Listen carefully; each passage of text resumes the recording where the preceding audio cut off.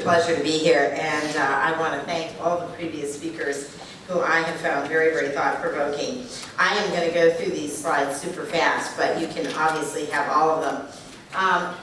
4 basic points that I'm going to make. One is that the amount of concern about, I'm going to rely mostly on the U.S. data, which the more we have talked today, honestly, the less relevant I think it has become. But I will share with you some Australian experience as well. But the amount of concern about immigration is certainly fostered by real events, but it is politically manipulated. So we've talked here as if the current environment is fixed, and maybe in the European context that is more true, but certainly in the United States, I think it is very, very, very much manipulated. And the rise of concern about immigration has actually increased at a time when the amount of immigration has declined. And in fact, voters know this on one level. We were interviewing voters in Michigan, and one voter said, listen, you'd have to be an idiot to come to Michigan for a job right now. These people don't look like idiots to me. The second thing is, what is the framing? And both of the previous speakers spoke very, very much about this. We all know that the facts don't matter, the frame matters. And when the people that if the facts don't fit the frame, people reject the so-called facts, not the frame, and that was before we had false facts. But people have a lot of contradictory views, as Heather pointed out, and the framing matters which of these views are in elevation, and the populists have been a lot better at framing things right now, and a lot more values-oriented, a lot more emotional than the internationalists, so to speak. Thirdly, I think there's some historical context to be had here. So I'm going to provide the United States historical experience, but I'm going to show you some data with very, very rare and very, very short-term exceptions. Americans have never liked refugees. Now, Americans have had different views toward immigrants. Well, we've welcomed immigrants, and then we've treated them horribly. And we've even changed categories of racial designation with each new wave of immigrants. So at one point in the United States, for example, Italians were classified legally by the government as black, and that was not a compliment. And God knows, my family from Ireland, we weren't even classified.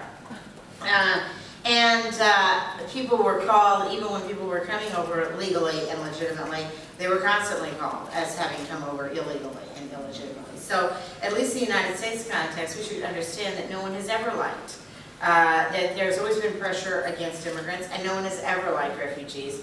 And there are a lot of stereotypes that, at least in the United States, immigrants work hard, they have some of the same goals, they want to do better for their family.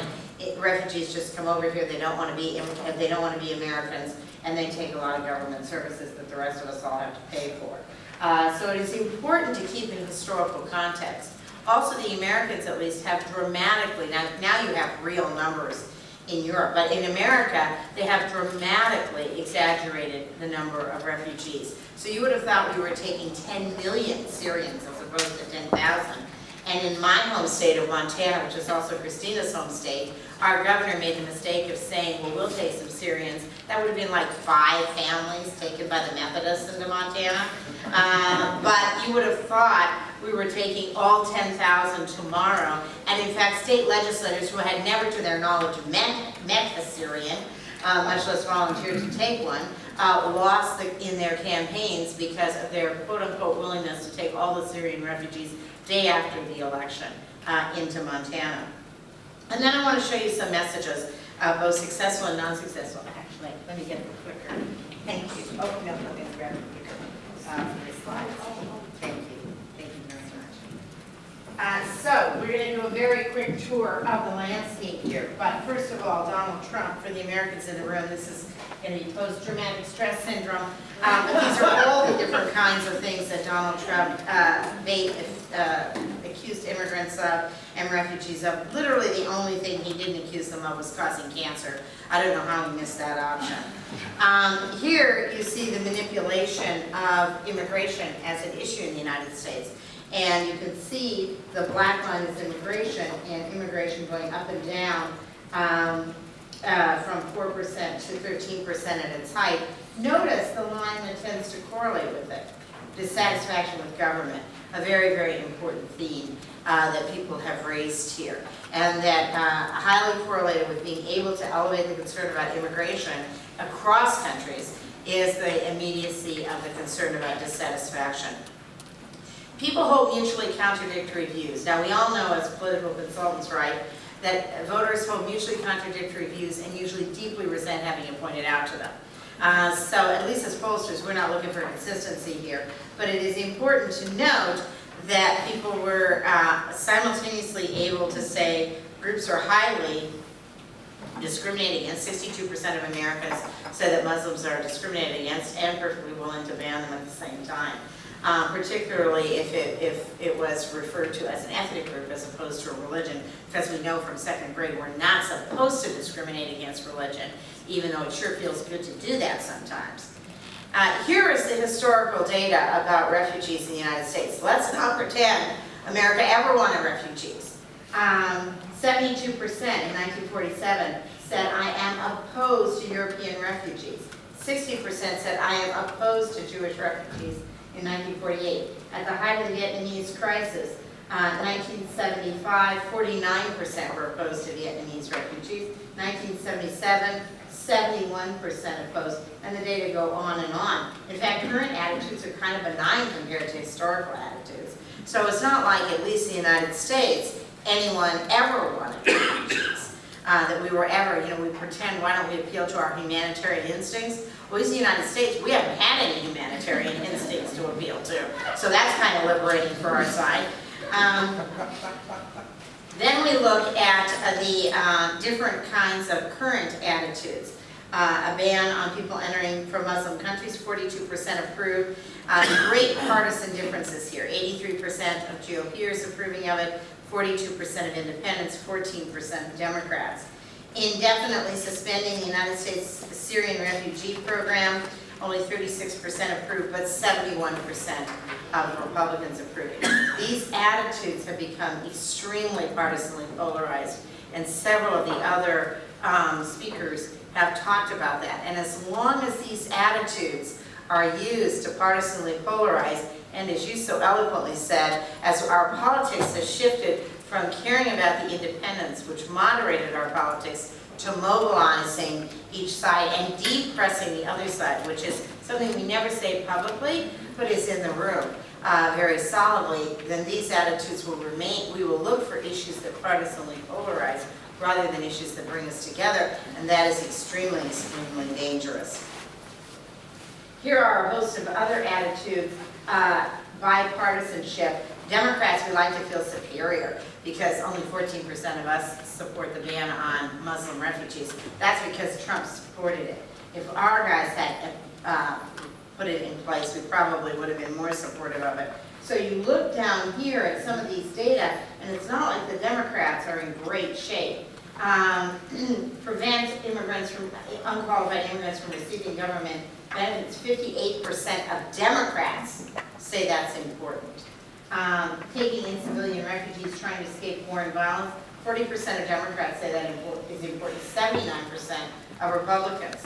Outside the partisan context, actually Republicans are better on the refugee issue than Democrats are. Why? Because their churches tell them they're supposed to be better on this. We're supposed to take in refugees. The Republicans actually have an institution that has historically reinforced the humanitarian issues. The Democrats have not had this institution nearly as much so.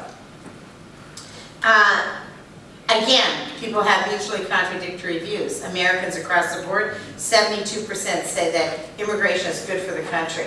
Immigration very different from refugees and migrants. And there is a big, big problem of language here because the refugee language has made people the ultimate other.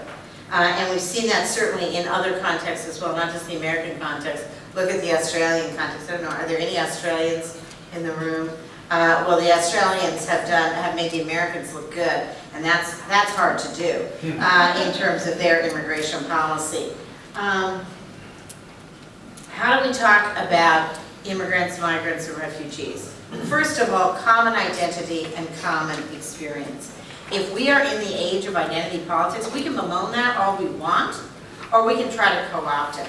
And I would say that one of the #1 strategies, we're not going to beat identity politics and identity references right now, not unless we're going to change the global economy, which I'm all for changing the global economy, but I don't know how we get that done. So in this current context, it is going to be very, very important that our language and our messages try to trigger shared and common identity, not just bemoan or deny identity. So for example, in America, in the United States, we found much more powerful to refer to immigrants and refugees as aspiring citizens and new Americans rather than illegal aliens or undocumented workers. Now, one aside for a moment, we on the left often think we are developing better language and doing more harm to ourselves. So we did a survey, actually supported by Soros, where we found that undocumented workers, which was the term that all of us wanted to use, were disliked by Americans even more than illegal immigrants.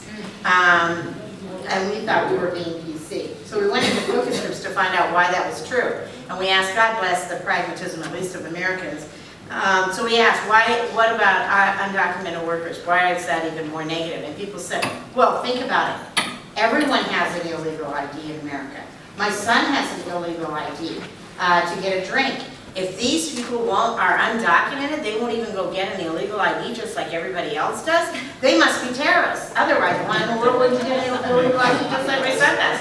God bless Americans. But it meant that we were using language in an attempt to be better that was actually hurting our cause.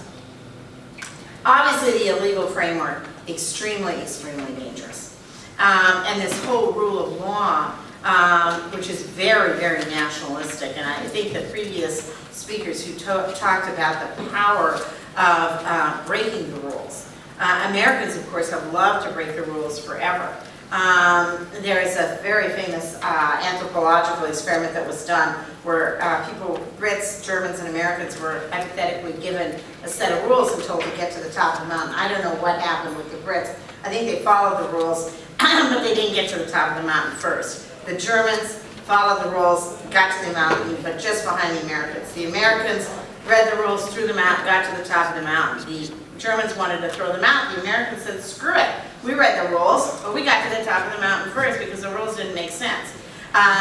There is a culture right now where the rules don't make sense, and people pride themselves on breaking the rules. So this illegal frame, extremely, extremely dangerous. And what we need to substitute instead is a set of shared values. And one of those shared values, the single word and the single value, at least in the United States, that the right uses more than the left is freedom. We need to, at least in the United States context, need to use the value of freedom more. We need to co-opt that value. As long as we are giving freedom to the other side and liberty to the other side, and frankly, as long as we are breaking the rules to the other side, then we are going to lose this debate.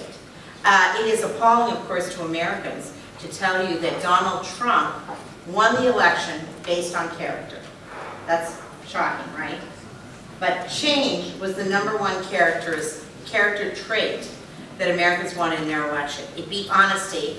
It beat being qualified. It sure as hell beat being qualified. It also beat caring about you. The #1 trait in the American election was change, and people who wanted change voted 82% for Donald Trump. So we cannot cede this entire values terrain to the other side. We have to own this values terrain for our side. We also have to associate immigrants with values. So often we start right in for the policy, we start right in for the better moral call. That's wildly unsuccessful. We have to talk about, at least the United States context, immigrants are people who are committed to our country, contribute, sharing, working hard, and making better lives for our families. So what's the problem for refugees in this country, in this context? People perceive that refugees would rather be in their original country than where they are right now. Immigrants, at least in the United States context, are believed to be better, are believed to want to be Americans. Refugees are believed to want to get home as fast as they can. Sharing community values, and I think you made a very, very important point about the host communities and isolated communities. And that was very thought-provoking to me, because immigrants are perceived to be people who want to mix and who want to get out there and go to the other country and go to the next state. 73% of Americans do not live in the county in which they were born in. Moving is one of the most common experiences in the American context, and moving isn't perceived to be easy. What do refugees want to do? They stick together. They want to stay in their enclave. They want to stay in their community. They don't want to mix. They maintain their religion. They maintain their role for their gender roles. And I agree with all of the comments that this is very dangerous. Wrapping up when I'm only a third done is hard to do. So let me show you a couple of the strong messages. This is very much in the American context, oops, where am I? Oh, sorry, we haven't been advancing the way I hoped we'd been.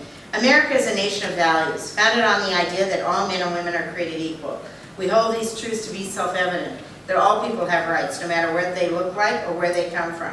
So how we test new immigrants reflects our commitment to the values that define us as Americans. We believe that families should stick together, that we should look out for each other, that hard work should be rewarded. You see, it's not about what you look like or where you're born that make you American. It's how you live your life and what you do that defines you here in this country. That's why all Americans who love this country very much deserve a common sense immigration process that includes a roadmap for people who aspire to be citizens. Here's the language to use and not use. Much of this work, by the way, done with someone who's worked with Soros a lot, Anat Shenker-Asario, and I would encourage you to look at her work. A second message strategy, so shared values, shared experience. Second message strategy, talking about crisis. But there is crisis fatigue. You can't have a crisis every other day or people become numb to the crisis. For example, Sally Struther has at least been on American television way too much, talking about poor kids.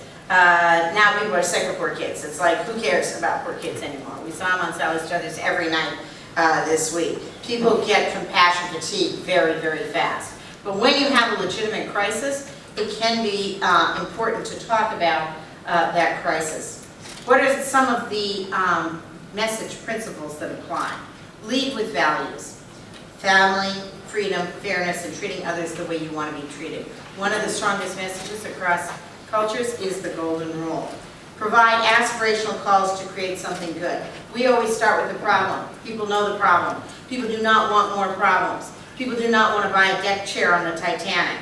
We often tell people too, this is your last day on earth. Well, think about it for a second. If it's honest to God, your last day on earth, are you joining our movement or helping an immigrant? Hell no. You're going to go have sex with your partner. You're going to try heroin. You're going to eat chocolate. I don't know. But you're not coming to the march, and you're not helping someone else if it's honest to God the last day on earth. But we always imply it's the last day on earth. Harms need to be presented as caused by human beings. If these things just arrive, and look at all the language, and you two refer to language of water, flooding, out of control.